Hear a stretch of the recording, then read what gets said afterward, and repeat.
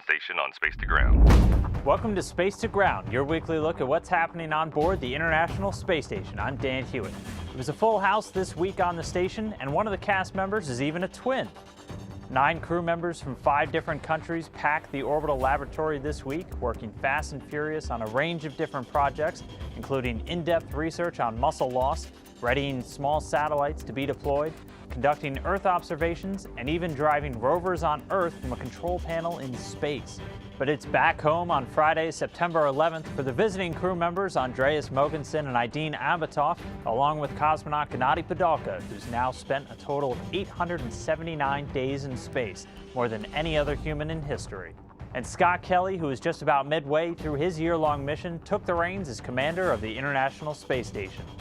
Kelly took command back on September 5th and will keep the job until he comes home in March of 2016.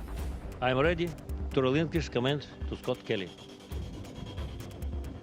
And I assume command of the International Space Station, a great ship and one that not only serves us very well, but serves our various countries well. This week, we have a Twitter question from Mariana, who wants to know why it sometimes only takes a few hours as opposed to days for crews to reach the station.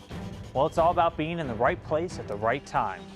In order for a Soyuz to be able to complete its trip in only 4 Earth orbits, the station has to be at just the right altitude at the time of liftoff. For the most recent launch, the station was a bit higher than needed.